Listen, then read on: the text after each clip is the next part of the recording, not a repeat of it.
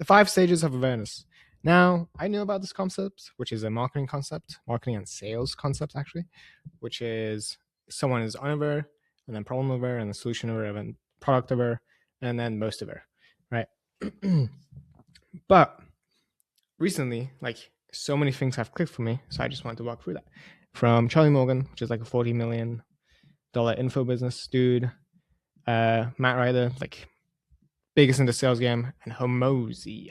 So Charlie, in his new course, which he has like 40K people in there, he talks about the 5 fundamentals, and it is basically just the 5 stages of awareness.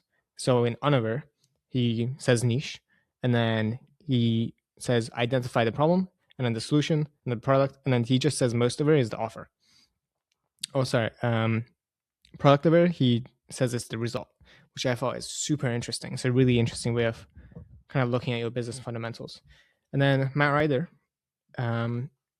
talks about how the marketing basically does these 2 parts, for example, right?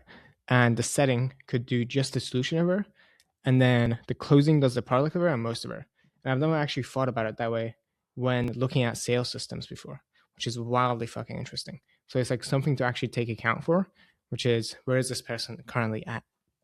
And Alex Hormozi doesn't necessarily believe in this, but I think he still uses it in the sense that a person has to go through, like they have to get enough factors to consider and logic to consider for them to buy something. So someone could buy in solution aware, for example, right?